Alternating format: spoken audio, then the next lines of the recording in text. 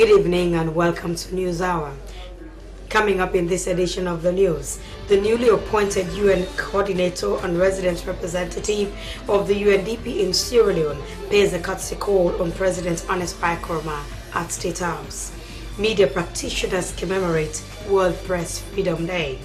4 accused persons who were charged with offences related to disorderly behavior following a clash with the police at the SLPP headquarters have been granted bail, and members of parliament call on stakeholders in the water sector to address water scarcity in the country. All these stories and more, including business and sports, are lined up in this hour. Stay with us. My name is Zainab Kamara.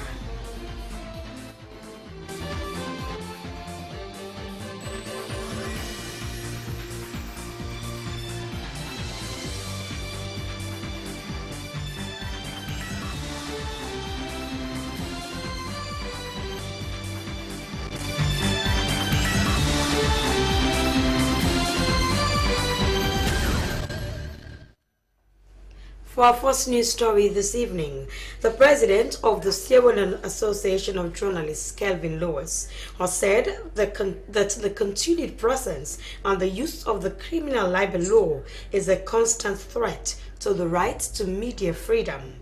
Mr. Lewis made the statement during a symposium commemorating World Press Freedom Day at SLAJ headquarters, Campbell Street.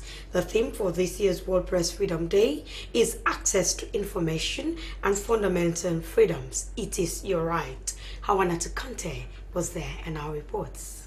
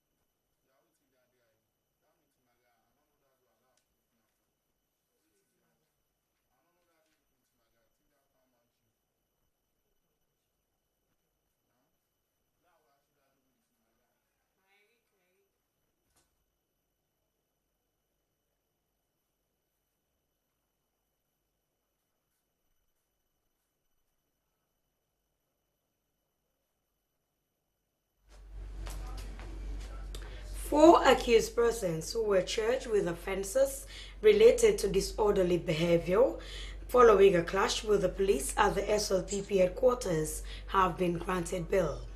They were granted bail of 70 million leones each, with 2 sureties by the principal magistrate, Dr. Kamara, following applications by a battery of lawyers headed by Boake Chabi. According to court correspondent Princess Gibson, it was emotional as relatives and friends embraced the 4 accused persons, Mariam Lulu Sherif, Peter Lume, Sheko Paul, and Masabania, as they moved out of the dock. The case has been adjourned to Tuesday, 12th May, when the prosecution would bring forth prosecution witnesses. The paramount chief of Tankara Chiefdom, PC Paul Gaba Sakwi, has said provision of the $100,000 through a scholarship scheme is part of an agreement signed between the company and government. The money should be used to improve education and building the capacity of the workers. He was speaking during the 2016 annual Koidu Limited Education Grant Award held at the TNA Hall, Tankara Chiefdom, Koidu Town, Kono District. Yvette Jasko reports.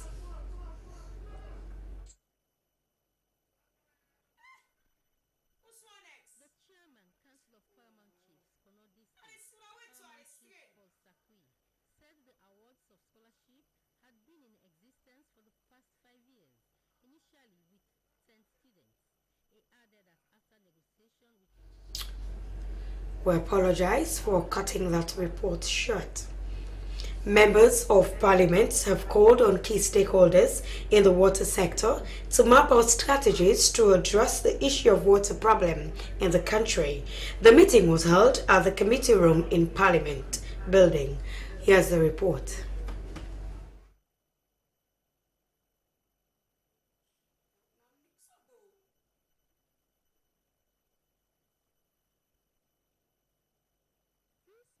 At the Parliament committee room was to address the increase of water crisis in the country, which he described as a national issue. In his opening statement, the Honorable for Constituency 67 Bodley Street, Honorable Monya Bakuma, who is also the chairman for Water Resources, made it known that the water crisis has become a national issue which needs serious attention, and added that as a government they could not give deaf ears to it, but to find all possible means to address it now. Honorable Monya Bakoma explained more about the importance of the meeting.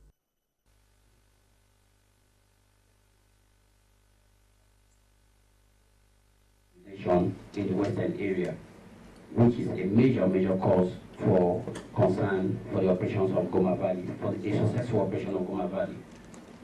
So we decided to call all of you, because we cannot sit as people, as the people's representative and as the parliament, to see the catchment areas gone, to see all of the forest gone, which we know for sure that we have certain ministries, certain MDs that can come together to ensure that we stop what is happening now. Addressing the meeting, the Minister of Internal Affairs, retired Major Paulo Conte, informed the House that since the key stakeholders with regard to the meeting were absent, he therefore called on the chairman to call off the meeting, and he scheduled it for an appropriate date where key stakeholders will be present. Mr. Chairman, as you've rightly said, I think the key players are not here. The Minister of Lands, the Minister of Works, NPPA, NPAA, and they must be here, because if we're talking about deforestation, it is these ministries, it is the Minister of Lands who would clear lands that they should not be assigned to people. Goma Valley cannot do anything. If you give somebody, the water catchment area as to build a dwelling house, they cannot do anything about it. It was unanimously agreed to reschedule the meeting to a later date.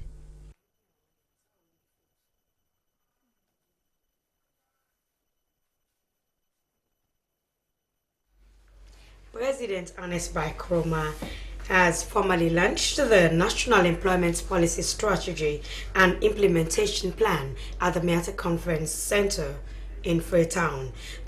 This is part of events marking May Day celebrations in Sierra Leone. Razia Bashkima sent in this report, read by Ibrahim Samora.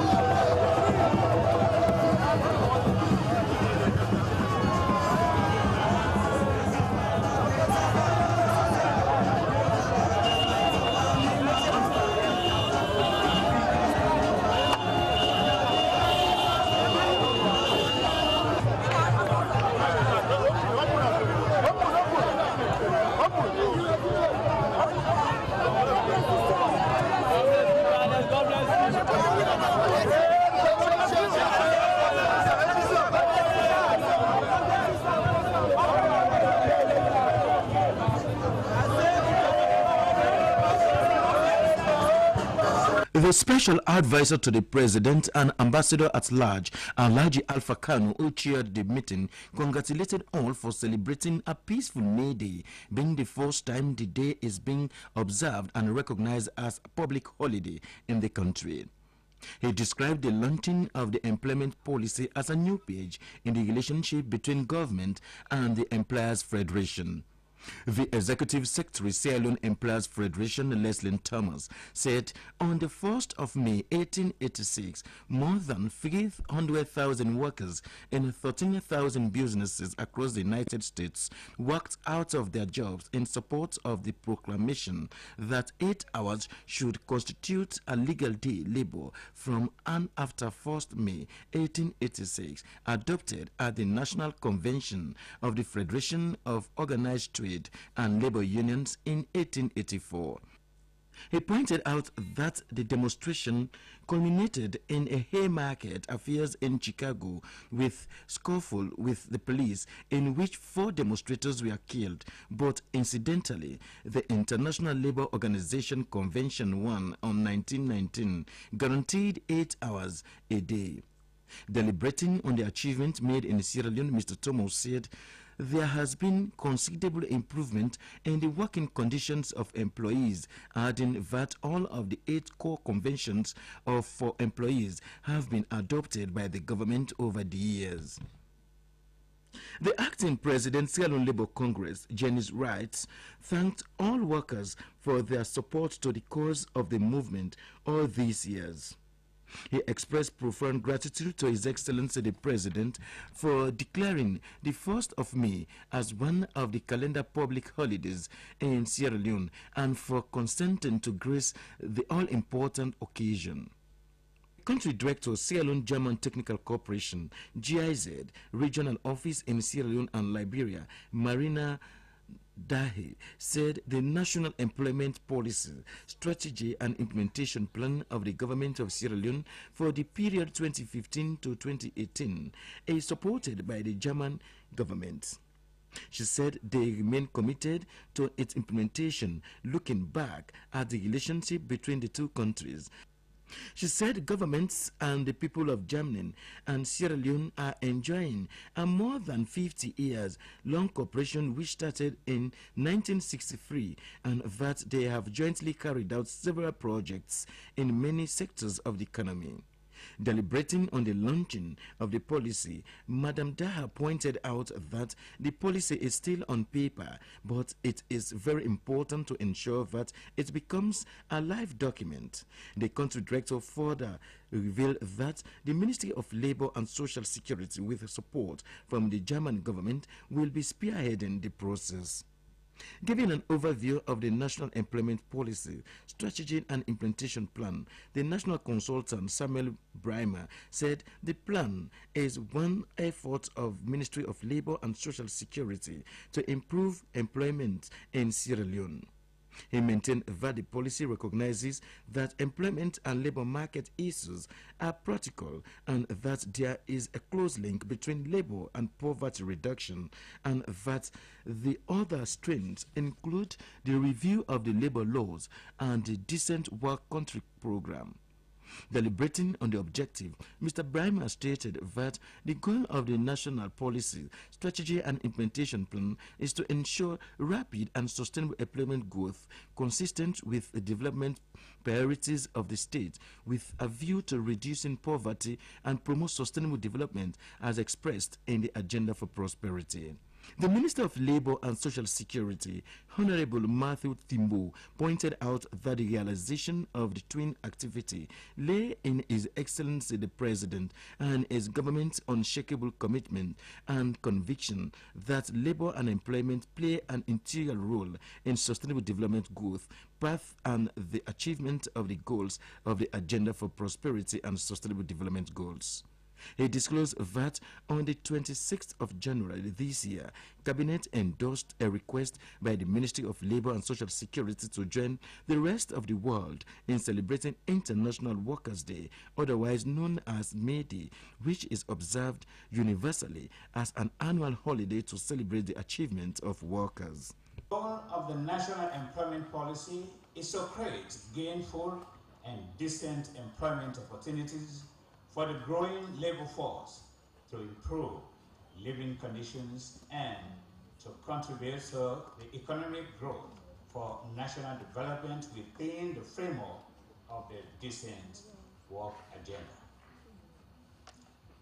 The National Employment Policy will address the critical productive challenges facing the country, such as the attainment of full and productive employment coupled with decent work and equitable economic growth. I am of the firm conviction that with such a robust mechanism in place, every effort will be made to achieve the aspirations of government so that within the shortest possible time, all able-bodied men and women who are qualified, willing, and able and available to work will reap the benefits of their labor, improve their livelihoods, and contribute positively to the development of Mama Sierra Leone.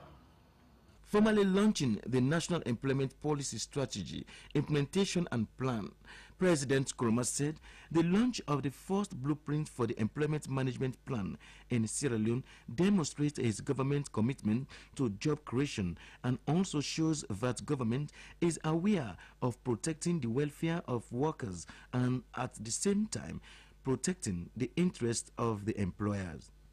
In that regard, he pointed out that everybody is protected in the documents. President Nkrumah made it clear that the action itself, it is to tell all that as a government they are taking labor issue very serious as it is their heritage, adding that as a party their roots are the Labour Congress. The president went on that they are all aware of the fact that the founding father of the APC, the late President Shaka Stephen, has his roots in the Labour Congress where he worked and served, and during his stay there he fought for the ordinary man and for the protection of the workers in Sierra Leone. So we will carry on, and we will continue for carry on. That means you will not get challenges. For the challenges that they will address, and so we carry on. And like how we carry on soon, need to reach at the last lap. If I turn, I don't need to forgive somebody else.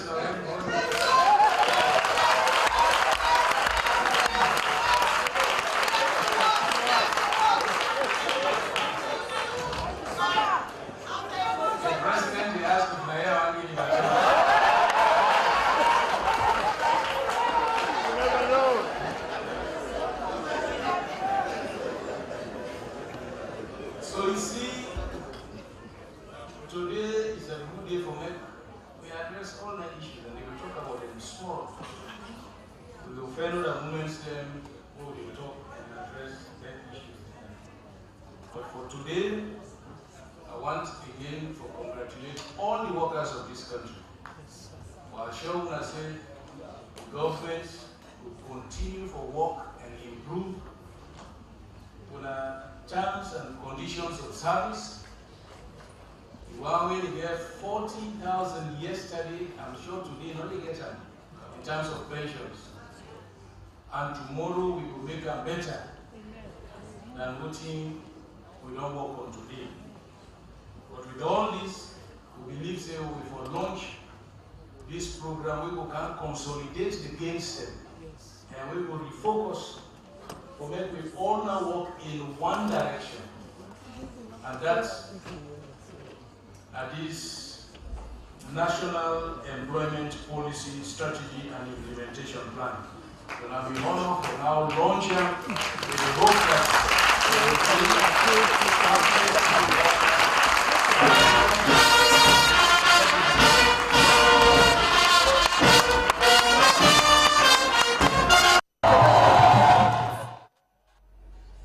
President Ernest Bai Nkrumah celebrating Labor Day with workers in Sierra Leone.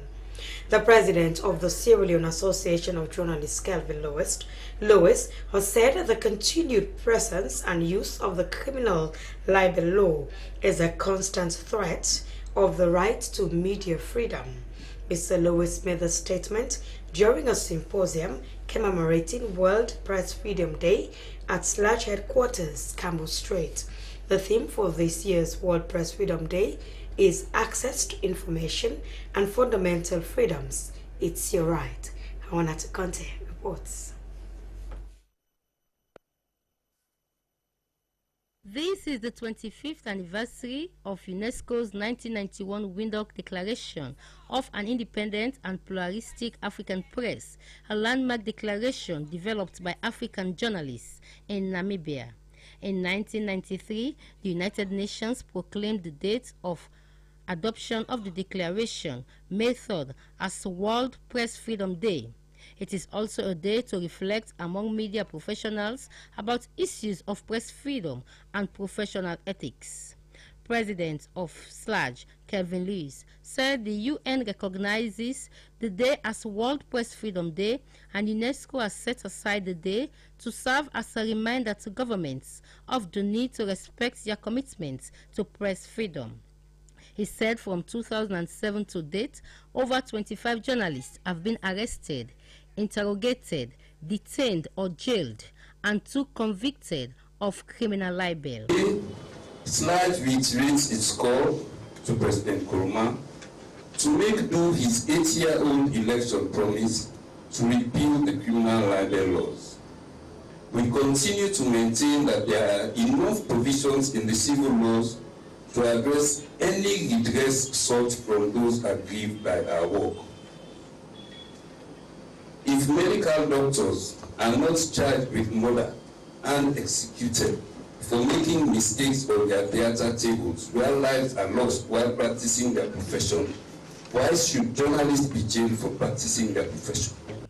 Mr. Lee said the day coincided with the 250th anniversary of the world's first Freedom of Information Law, noting that in Sierra Leone it has been 2 years, 5 months since the Right to Access Information Act was passed into law. He added that despite several tries, journalists are yet to benefit from the legislation. Mr. Lewis maintained that information dealing with laws and public expenditure must be open and freely accessible so as to enable journalists to hold governments accountable on behalf of the citizens. He commended the Right to Access Information Commission for the recent Open Data Festival, which he said offers opportunities for citizens to participate in decision-making. Deputy Minister of Information and Communications, Cornelius DeVoe, said access to information and fundamental freedoms are linked and are principles in any democratic process which enhance good governance, accountability, transparency, and the people's right to know and make informed decisions. He said government will continue to strengthen the capacity of media practitioners as a demonstration of their commitment and support to enhance press freedom. We have and will continue to provide a legal and regulatory environment that allows for an open and pluralistic media sector to emerge.